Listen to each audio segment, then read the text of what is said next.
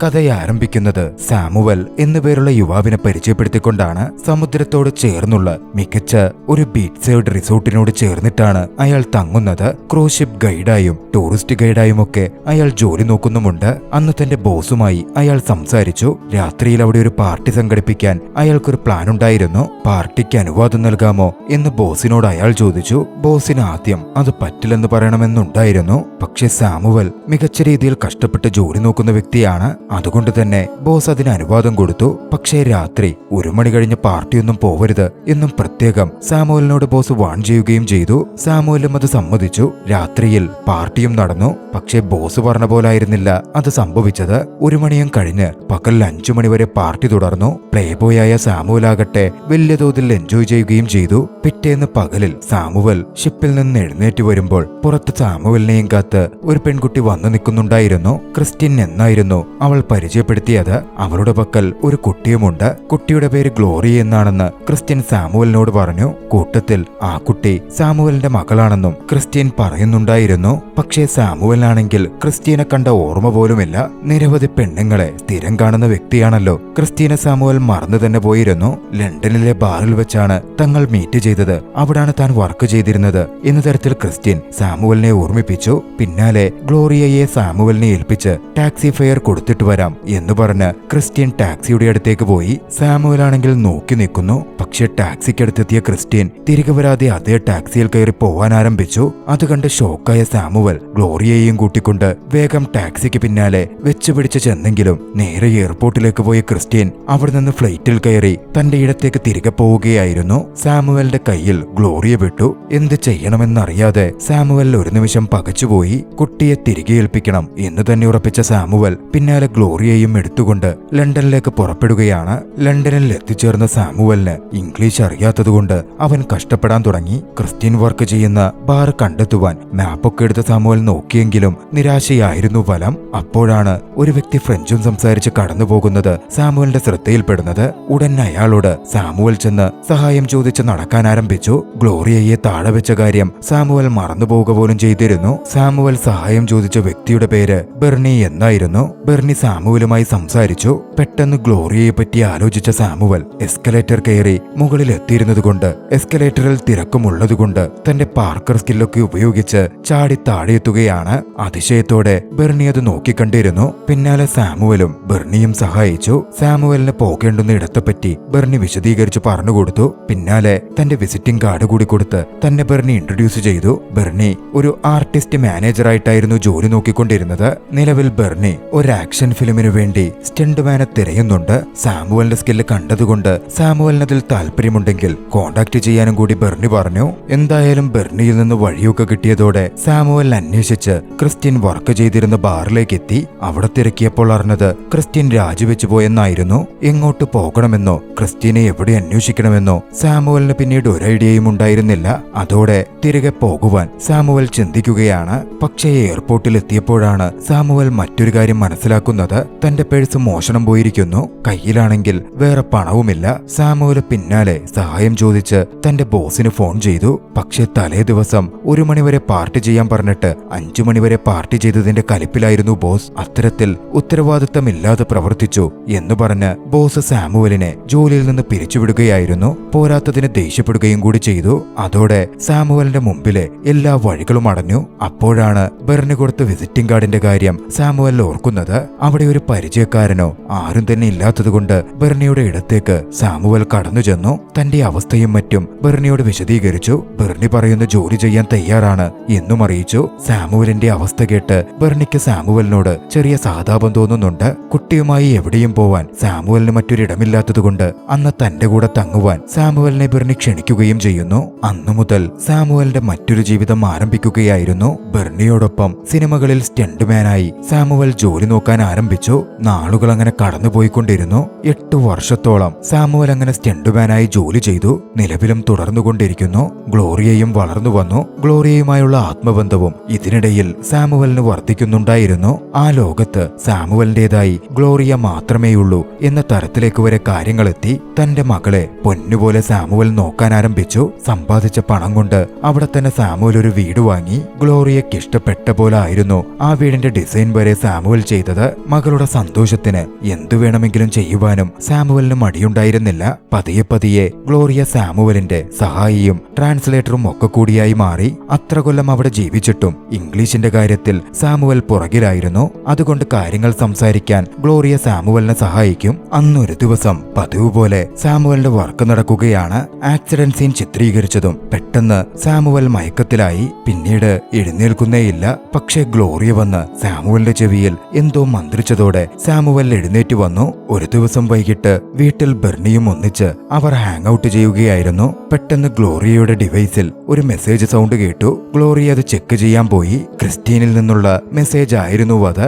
അമ്മ മക്കൾക്ക് അയക്കുന്ന ഏറെ ഇമോഷണൽ ആയിട്ടുള്ള മെസ്സേജ്. കൂട്ടത്തിൽ ക്രിസ്റ്റീന്റെ ഫോട്ടോയും ഒക്കെയും അതിൽ ഉണ്ടാവുമായിരുന്നു. പക്ഷേ യാഥാർത്ഥ്യത്തിൽ ആ മെസ്സേജ് ഒന്നും ക്രിസ്റ്റീൻ അയക്കുന്നതല്ല. ക്രിസ്റ്റീന്റെ പേരിൽ സാമുവൽ തന്നെ അയക്കുന്നതായിരുന്നു. അമ്മ തന്നെ ഉപേക്ഷിച്ച് പോയതാണ് എന്ന് മകൾ അറിയരുതെന്നും ഗ്ലോറിയ വിഷമിക്കരുത് എന്നും സാമുവലിനുണ്ടായിരുന്നു. അതുകൊണ്ട് സാമുവൽ ഒരു നുണക്കഥ മെനയുകയും അത് മാനേജ് ചെയ്ത് ക്രിസ്റ്റീനായി തന്നെ ഗ്ലോറിയക്ക് മെസ്സേജുകൾ അയക്കുകയും ചെയ്യുകയായിരുന്നു. മാത്രമല്ല എല്ലാ ദിവസവും രാത്രി ഗ്ലോറിയ കാണാതെ സാമുവൽ ക്രിസ്റ്റീന് ഫേസ്ബുക്കിൽ മെസ്സേജ് അയക്കും. മകളെ വന്ന് കാണുവാൻ പറഞ്ഞിട്ടൊക്കെയായിരുന്നു അത്. കഴിഞ്ഞ 8 കൊല്ലമായി സാമുവൽ അത് തുടരുന്നുണ്ട്. പക്ഷേ ക്രിസ്റ്റീന്റെ ഫേസ്ബുക്ക് ആകട്ടെ അത്രയും നാളായിട്ടും ഇനാക്റ്റീവ് ആണ്. ഇതുവരേക്കും ആക്റ്റീവായി വന്നിട്ടേയില്ല. അടുത്തൊരു ദിവസം സാമുവലും ഗ്ലോറിയയും കൂടി റെഗുലർ ചെക്കപ്പിന് പോയി. ചെക്കപ്പൊക്കെ കഴിഞ്ഞപ്പോൾ ഡോക്ടർ സാമുവലിനോട് തനിച്ചൊന്ന് സംസാരിക്കണമെന്ന് പറഞ്ഞു. നഴ്സ് ഗ്ലോറിയയെ അവിടെ നിന്ന് വിളിച്ചുകൊണ്ടുപോവുകയും ചെയ്തു. ആ സമയമാണ് ഞെട്ടിക്കുന്ന ആ സത്യം ഡോക്ടർ സാമുവലിനോട് പറയുന്നത്. ഗ്ലോറിയയ്ക്ക് വളരെയധികം മാരകമായ ഒരു രോഗാവസ്ഥയുണ്ട്. കുറച്ച് നാളുകൾ കൂടി മാത്രമേ ഗ്ലോറിയ ഇനി ജീവിച്ചിരിക്കുകയുള്ളൂ. അത് കേട്ടതും സാമുവൽ ആകെ തകർന്നു പോകുന്നുണ്ട്. പുറമേ നിന്നും ഗ്ലോറിയ എത്ര ആരോഗ്യവതിയായി കാണപ്പെട്ടാലും ഗ്ലോറിയയുടെ അവസ്ഥ ഓരോ നിമിഷവും മോശമായി കൊണ്ടിരിക്കുകയാണ്. ആകെ സങ്കടത്തിലായെങ്കിലും സാമുവലിന് ധൈര്യത്തോടെ മകൾക്ക് മുമ്പിൽ നിന്നേ മതിയാവുകയുള്ളൂ. സാമുവൽ അത്തരത്തിൽ തന്നെ അഭിനയിച്ചു നിന്നു. ഒരു ദിവസം അവരൊന്നിച്ച് പാർക്കിൽ പോയി. ഗ്ലോറിയയെ ഒരിടത്ത് നിർത്തി സാമുവൽ ഒരു സാധനം വാങ്ങാൻ പോയപ്പോൾ അതിലൂടെ വന്ന ഒരു സ്ത്രീ തന്റെ മകളെന്ന് തെറ്റിദ്ധരിച്ച് ഗ്ലോറിയയുടെ കൈ പിടിച്ചു. ശേഷം സോറി പറഞ്ഞ് പോവുകയും ചെയ്തു. ഗ്ലോറിയയ്ക്കും അമ്മയെപ്പറ്റിയുള്ള ഓർമ്മകൾക്ക് അത് പെട്ടെന്നൊരു കാരണമായിരുന്നു. ജീവിതത്തിലുടനീളം ഗ്ലോറിയ ഒരിക്കൽ പോലും അമ്മയുടെ സ്നേഹം അനുഭവിച്ചിട്ടേയില്ല. ഗ്ലോറിയ നേരെ സങ്കടപ്പെട്ടിരുന്നു. സാമുവലും അത് മനസ്സിലാക്കി. അന്ന് പതിവ് പോലെ ഫേസ്ബുക്കിൽ ക്രിസ്റ്റീന് മെസ്സേജ് അയച്ചപ്പോൾ തന്റെ മനസ്സിലെ വികാര വിക്ഷോഭമെല്ലാം വാക്കുകളാക്കി അയാൾ അതിൽ കുറിച്ചു. പതിവ് പോലെ ക്രിസ്റ്റീന്റെ അക്കൗണ്ട് ഒരിക്കലും ആക്റ്റീവ് ആകാൻ പോകുന്നേയില്ല എന്നായിരുന്നു സാമുവൽ അപ്പോൾ ചിന്തിച്ചത്. പക്ഷേ അതിശയകരമെന്ന് പറയട്ടെ, വർഷങ്ങൾക്ക് ശേഷം അന്ന് ക്രിസ്റ്റീന്റെ അക്കൗണ്ട് ആക്റ്റീവ് ആവുകയാണ്. ഘട്ടം ഘട്ടമായി സാമുവൽ അയച്ച ഓരോ മെസ്സേജുകളും ക്രിസ്റ്റീൻ നോക്കിക്കാണാൻ തുടങ്ങി. അത് കണ്ടതും സാമുവൽ ആദ്യമൊന്ന് പാനിക് ആകുന്നുണ്ട്. പിന്നാലെ ക്രിസ്റ്റീൻ ടൈപ്പ് ചെയ്യുന്നത് കണ്ടു. മെസ്സേജും വന്നു. അടുത്ത ദിവസം സാമുവലിനെയും ഗ്ലോറിയയെയും പാർക്കിൽ വെച്ച് മീറ്റ് ചെയ്യാൻ ക്രിസ്റ്റീൻ ക്ഷണിച്ചതായിരുന്നു അത്. സാമുവലിന് വല്ലാത്ത സന്തോഷം തോന്നി. മകളുടെ ആഗ്രഹം സാധിക്കാൻ പോവുകയാണല്ലോ. അങ്ങനെ അടുത്ത ദിവസം അവർ പാർക്കിലെത്തി. ക്രിസ്റ്റീൻ വന്നു ചേർന്നു. ഗ്ലോറിയ ഓടിച്ചെന്ന് തന്റെ അമ്മയെ വാരിപ്പുണർന്നു. വളരെ ഇമോഷണലായ ഒരു മീറ്റപ്പായിരുന്നു അത്. പിന്നീട് ഗ്ലോറിയ ക്രിസ്റ്റീനെ തങ്ങളുടെ വീട്ടിലേക്ക് ക്ഷണിക്കുകയാണ്. ഒന്നിച്ച് കളിക്കാമെന്ന് പറഞ്ഞ് വീട്ടിലേക്ക് അവർ വന്നു ചേർന്നു. ഗ്ലോറിയയ്ക്ക് വേണ്ടി തയ്യാറാക്കപ്പെട്ട ആ വീട് കണ്ടതും ക്രിസ്റ്റീൻ ആദ്യം തന്നെ അതിശയിക്കുന്നുണ്ട്. അന്ന് മുഴുവനും ഗ്ലോറിയക്കൊപ്പം ക്രിസ്റ്റീൻ സമയം ചിലവഴിച്ചു. സന്ധ്യയായി. ഗ്ലോറിയ ഉറങ്ങിയ ശേഷം ക്രിസ്റ്റീൻ സാമുവലിനോട് സംസാരിക്കാനെത്തി. എന്തുകൊണ്ടാണ് താൻ അന്ന് ഗ്ലോറിയയെ സാമുവലിനെ ഏൽപ്പിച്ചിട്ട് പോയത് എന്ന തന്റെ കാര്യമൊക്കെ ക്രിസ്റ്റീൻ എന്ന് വിശദീകരിച്ചു.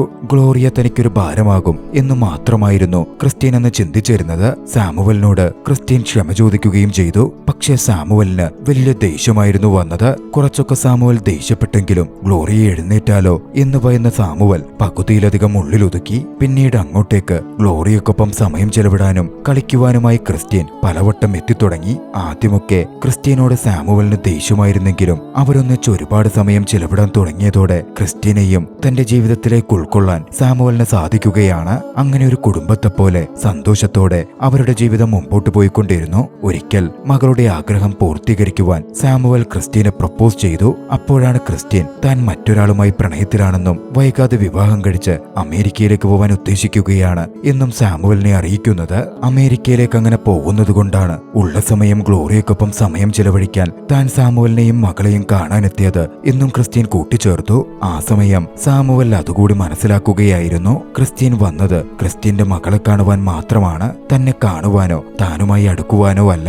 അടുത്ത ദിവസം ക്രിസ്റ്റ്യൻ സാമുവലിനെയും ഗ്ലോറിയയെയും തന്റെ ബോയ്ഫ്രണ്ടിനെ ഇൻട്രൊഡ്യൂസ് ചെയ്യുവാൻ വേണ്ടി കൂട്ടിക്കൊണ്ടുപോയി. അവർ ഒന്നിച്ച് സന്തോഷത്തോടെ കുറച്ചു സമയം ചിലവഴിച്ചു. ഒരു ഘട്ടത്തിൽ ഗ്ലോറിയയും ക്രിസ്റ്റ്യനും ടോയ്ലറ്റിലേക്ക് പോവുകയാണ്. ക്രിസ്റ്റ്യന്റെ ബോയ്ഫ്രണ്ടും സാമുവലും സംസാരിക്കാൻ ശ്രമിച്ചു. ക്രിസ്റ്റ്യന്റെ ബോയ്ഫ്രണ്ട് ഇംഗ്ലീഷിൽ പറഞ്ഞത് ഇംഗ്ലീഷിൽ വലിയ പിടിയില്ലാത്ത സാമുവൽ തെറ്റിദ്ധരിച്ചു. അയാൾ തന്നെ പരിഹസിക്കുകയാണ് എന്നൊക്കെയായിരുന്നു സാമുവൽ ചിന്തിച്ചത്. അതോടെ സാമുവലിന് അയാളെ തീരെ ഇഷ്ടപ്പെടാതായി. അടുത്ത ദിവസം ഷൂട്ടിംഗ് ലൊക്കേഷനിൽ വെച്ച് ബെർണിയോട് നടന്ന കാര്യങ്ങളൊക്കെയും സാമുവൽ തുറന്നു പറഞ്ഞു. നല്ലൊരു ഫ്രണ്ടായ ബെർണി സാമുവലിനെ ആശ്വസിപ്പിച്ചു.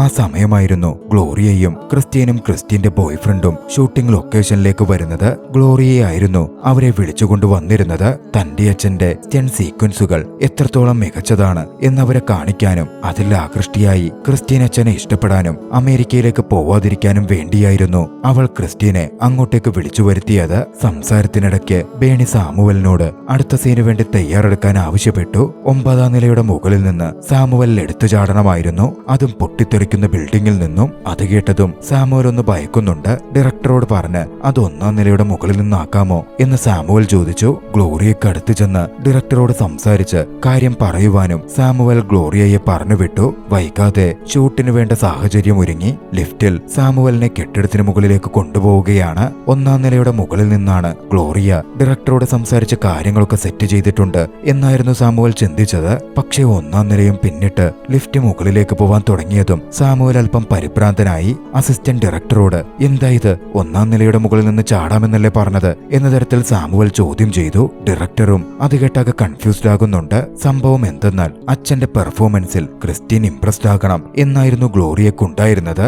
അതുകൊണ്ട് ഡയറക്ടറുടെ അടുത്ത് ചെന്ന് ഗ്ലോറിയ പറഞ്ഞത് എന്റെ അച്ഛൻ 9ാം നിലയിൽ നിന്നല്ല 11ാം നിലയിൽ നിന്ന് തന്നെ ചാടും എന്ന തരത്തിലായിരുന്നു. ഇപ്പോ സാമുവൽ അതിനെ എതിർത്ത് പറയുന്നതോടെ ഡയറക്ടറിന് ദേഷ്യം വന്നു. ഗ്ലോറിയയെ വിളിച്ച് ഡയറക്ടർ ദേഷ്യപ്പെടുകയാണ്. സാമുവൽ അത് നോക്കിക്കണ്ടിരുന്നു. തന്റെ മകൾ സങ്കടപ്പെടുന്നത് കണ്ടാൽ സാമുവലിന് സഹിക്കുമോ? താൻ 11ാം നിലയുടെ മുകളിൽ നിന്ന് തന്നെ ചാടാം എന്ന് സാമുവൽ അങ്ങ് സമ്മതിച്ചു. വൈകാതെ ആക്ഷൻ സീക്വൻസ് ഷൂട്ട് ചെയ്യപ്പെട്ടു. സാമുവൽ 11ാം നിലയുടെ മുകളിൽ നിന്ന് എടുത്തു ചാടി. പക്ഷേ താഴെ ബെഡിൽ വീണതും സാമുവൽ ബോധരഹിതനായി. പതിവ് പോലെ ഗ്ലോറിയ ചെന്ന് ചെവിയിൽ മന്ത്രിച്ചെങ്കിലും സാമുവൽ കണ്ണു തുറന്നില്ല.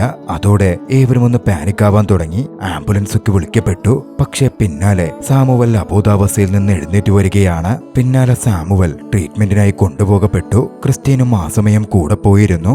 ഇത്രയും അപകടകരമായ ജോലികൾ ചെയ്യണോ എന്ന തരത്തിലൊക്കെ ക്രിസ്റ്റ്യൻ സാമുവലിനോട് ചോദിച്ചു. എന്താ ഗ്ലോറിയ ചെവിയിൽ പറഞ്ഞത് എന്ന് ക്രിസ്റ്റ്യൻ ചോദിച്ചെങ്കിലും സാമുവൽ അത് പറയാൻ കൂട്ടാക്കിയില്ല.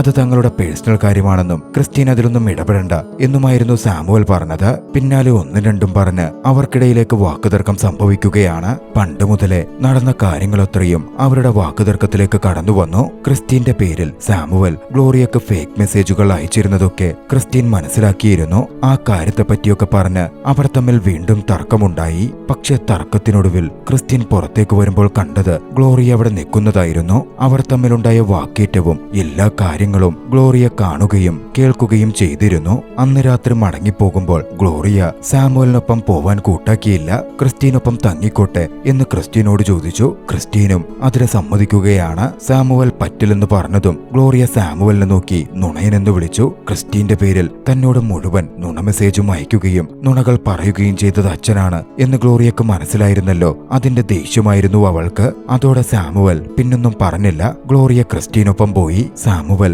ആകെ ദുഃഖത്തിലായിരുന്നു. ബേണി പക്ഷേ സാമുവലിനെ സമാധാനിപ്പിച്ചു. കുറച്ച് സമയം മതി, ഗ്ലോറിയ ഓക്കെയാവും, നാളെ നിന്റെ അടുത്തേക്ക് മടങ്ങി വരും എന്ന് ബേണി സാമുവലിനോട് പറഞ്ഞു. ആ സമയത്താണ് ഗ്ലോറിയയുടെ അസുഖത്തെ പറ്റിയൊക്കെ സാമുവൽ ബേണിയോട് വിശദീകരിക്കുന്നത്. ഗ്ലോറിയ അധികകാലം ജീവിച്ചിരിക്കില്ല എന്ന് കേൾക്കുന്നതും ബേണിയും ആകെ ദുഃഖിതനാകുന്നുണ്ട്. സാമുവലിനെ ബേണി സമാധാനിപ്പിച്ചു. ദിവസങ്ങൾ കടന്നുപോയിട്ടും ഗ്ലോറിയ സാമുവലിന്റെ അടുത്തേക്ക് വന്നിരുന്നില്ല. ക്രിസ്റ്റ്യനൊപ്പം സന്തോഷത്തോടെ ഗ്ലോറിയ അവിടെ ജീവിച്ചുകൊണ്ടിരുന്നു. സാമുവൽ ക്രിസ്റ്റ്യനെ വിളിക്കാൻ ശ്രമിച്ചെങ്കിലും ക്രിസ്റ്റ്യൻ ഫോൺ എടുത്തതേയില്ല. ഒടുവിൽ ദിവസങ്ങൾ കഴിഞ്ഞ് സഹിക്കാൻ പറ്റില്ലെന്നായപ്പോൾ സാമുവൽ ക്രിസ്റ്റ്യന്റെ അപ്പാർട്ട്മെന്റിലേക്ക് ചെന്നു. ഗ്ലോറിയയെ താൻ കൊണ്ടുപോകാൻ വന്നതാണെന്ന് പറഞ്ഞു. പക്ഷെ പറ്റില്ലെന്നായിരുന്നു ക്രിസ്റ്റ്യൻ സാമുവലിനെ അറിയിച്ചത്. ഗ്ലോറിയ തന്റെ ജീവിതത്തിലേക്ക് വന്നതിൽ പിന്നെ താൻ ഒരു അമ്മയായി ഫീൽ ചെയ്യുകയാണെന്നും ഗ്ലോറിയയെ താൻ തന്റെ മകളായി വളർത്തുമെന്നും തന്റെ കൂടെ ഗ്ലോറിയ വേണം എന്നും ക്രിസ്റ്റ്യൻ പറഞ്ഞു. സംഭവം വാക്കുതർക്കത്തിലേക്ക് നടന്നു. അങ്ങനാണെങ്കിൽ കോർട്ടിൽ വെച്ച് കാണാമെന്നായി ഇരുവരും. ഗ്ലോറിയയെന്ന് സാമുവൽ വീട്ടിലേക്ക് കൊണ്ടുപോരുകയും ചെയ്തു. പോരുന്ന വഴിയിൽ കാറിലിരുന്ന് നടന്ന സംഭവങ്ങളൊക്കെ ഉറങ്ങിക്കൊണ്ടിരിക്കുകയായിരുന്നു നിൽക്കുകയായിരുന്ന ഗ്ലോറിയയോട് സാമുവൽ ലേറ്റു പറഞ്ഞു ഓരോ കാര്യങ്ങളിലെ യഥാർത്ഥ സംഭവങ്ങളും എന്താണ് നടക്കുന്നത്. ഗ്ലോറിയയോടുള്ള തന്റെ സ്നേഹവുമൊക്കെ ആ മനുഷ്യൻ വിതുമ്പലോടെ പറഞ്ഞുകൊണ്ടിരുന്നു. ഗ്ലോറിയ ഉറങ്ങുന്നുണ്ടായിരുന്നില്ല, ഉറക്കം നടിക്കുകയായിരുന്നു. സാമുവൽ പറഞ്ഞതൊക്കെയും അവൾ കേട്ടു. അച്ഛന്റെ കൂടെ നിൽക്കുവാൻ അവൾക്കൊരു എതിർപ്പുമുണ്ടായിരുന്നില്ല. അച്ഛന്റെ വാക്കുകൾ അവളെ സന്തോഷിപ്പിച്ചിരുന്നു. മറുവശത്ത് ക്രിസ്റ്റ്യൻ ഗ്ലോറിയയുടെ കസ്റ്റഡി ആവശ്യപ്പെട്ട് കോടതിയിൽ കേസ് കൊടുത്തു. കേസിന്റെ വിചാരണയ്ക്ക് ക്രിസ്റ്റ്യനും സാമുവലും വിളിപ്പിക്കപ്പെട്ടു. അവിടെ വെച്ച് ക്രിസ്റ്റ്യൻ തന്റെ വാദം വ്യക്തമായി പറഞ്ഞു. ടെൻഡുമാനായ ഒരാളുടെ മകളായി ജീവിക്കുന്നത് വലിയ റിസ്ക്കുള്ള കാര്യമാണെന്നും ഗ്ലോറിയ അവളുടെ ബയോളജിക്കൽ മദറായ തന്റെ കൂടെയാണെങ്കിൽ സന്തോഷത്തോടെ ജീവിക്കുമെന്നും ഒന്നുമില്ലെങ്കിലും അവളൊരു പെൺകുട്ടിയല്ലേ എന്നും തന്റെ ബോയ് ഫ്രണ്ടിനും അവളെ മകളെപ്പോലെ ഇഷ്ടമാണെന്നുമൊക്കെ ക്രിസ്റ്റ്യനെ വാദിച്ചു. ഗ്ലോറിയയെ തനിക്ക് വിട്ടുതരാൻ കോടതിക്ക് മുമ്പാകെ ആവശ്യപ്പെട്ടു. അടുത്തത് സാമുവലിന്റെ ഊഴമായിരുന്നു. തന്റെ ജീവിതത്തിൽ അതുവരേക്കും നടന്ന ഓരോ കാര്യങ്ങളും സാമുവൽ അവിടെ വെച്ച് കോടതിക്ക് മുമ്പാകെ വിവരിക്കുകയാണ്. കൊള്ളരുതാത്തവനായ ഒരു മനുഷ്യനെ ഒരു മകൾ ജീവിതത്തിൽ വളരെ മികച്ച സക്സസ്ഫുള്ളായ നല്ലൊരു ഹ്യൂമൻ ബീയിങ് ആക്കി മാറ്റിയ കഥ, മകളും സാമുവലും തമ്മിലുള്ള സ്നേഹബന്ധത്തിന്റെ കഥ, നടന്ന ഓരോ സംഭവങ്ങളും. മകളുടെ രോഗവിവരം മാത്രം സാമുവൽ എവിടെയും പരാമർശിച്ചില്ല. മറ്റുള്ളവർ അറിഞ്ഞ് സിമ്പതിയോടെ തന്റെ മകളെ നോക്കിക്കാണരുത് എന്ന് സാമുവലിനുണ്ടായിരുന്നു. മകളോടുള്ള സാമുവലിന്റെ സ്നേഹം വാക്കുകളിലൂടെ കോടതിക്ക് പൂർണ്ണമായും വ്യക്തമായി. എല്ലാം കൊണ്ടും കോടതി അതോടെ കുട്ടിയെ സാമുവലിന്റെ തന്നെ അടുത്തു നിർത്തുവാൻ വിധിക്കുകയാണ്. സാമുവലിന്റെ സന്തോഷത്തിന് അതിരുണ്ടായിരുന്നില്ല. ക്രിസ്റ്റ്യൻ തന്റെ ജീവിതത്തിലേക്ക് രണ്ടാമത് കടന്നു വരുന്നതിന് മുമ്പുള്ള പോലെ ഗ്ലോറിയക്കും തനിക്കും സന്തോഷത്തോടെ ജീവിക്കാൻ സാധിക്കും എന്ന് സാമുവൽ പ്രതീക്ഷിച്ചു. ദിവസങ്ങൾ കടന്നുപോയിക്കൊണ്ടിരുന്നു. സാമുവലിന്റെയും ഗ്ലോറിയയുടെയും ബന്ധം വളരെ മികച്ച രീതിയിൽ മുന്നിട്ട് വന്നു. മകൾക്കായി തന്റെ റിസ്ക്കുള്ള ജോലി വരെ വേണ്ടെന്ന് വെച്ച സാമുവൽ അവളുടെ സ്കൂളിൽ തന്നെ ആർട്സ് ടീച്ചറായി മാറി. അങ്ങനെ ഒരു ദിവസം സന്തോഷത്തോടെ കുട്ടികൾക്ക് അവൻ ക്ലാസ് എടുത്തുകൊണ്ടിരിക്കെ സാമുവലിനെ തേടി ലോയറുടെ കോളെത്തുകയാണ്. ഇതിനിടയിൽ ക്രിസ്റ്റ്യൻ സീക്രട്ടായി മകളുടെ DNA ടെസ്റ്റ് നടത്തിയെന്നും DNA റിസൾട്ട് വന്നപ്പോൾ ഗ്ലോറിയ സാമുവലിന്റെ മകളല്ല എന്നാണ് തെളിഞ്ഞിരിക്കുന്നത് എന്നും ലോയർ അറിയിച്ചു. സാമുവൽ വളരെയധികം ഞെട്ടലോടെയായിരുന്നു അത് കേട്ടത്. പിന്നാലെ വീണ്ടും ജഡ്ജിയുടെ നേതൃത്വത്തിൽ ഇരുകൂട്ടരും വിളിപ്പിക്കപ്പെടുകയാണ്. സാമുവൽ ഗ്ലോറിയയുടെ ബയോളജിക്കൽ ഫാദർ അല്ല എന്ന് തെളിഞ്ഞതും പൂർണ്ണ അവകാശം ക്രിസ്റ്റ്യനിലേക്ക് മാറ്റപ്പെടുകയായിരുന്നു. സാമുവലിന് ഒന്നും തന്നെ ചെയ്യാൻ സാധിച്ചില്ല. അടുത്ത ദിവസം വീട്ടിലെത്തി ക്രിസ്റ്റ്യന് ഗ്ലോറിയയെ ഏറ്റെടുക്കാം എന്നും ജഡ്ജ് വിധിച്ചു.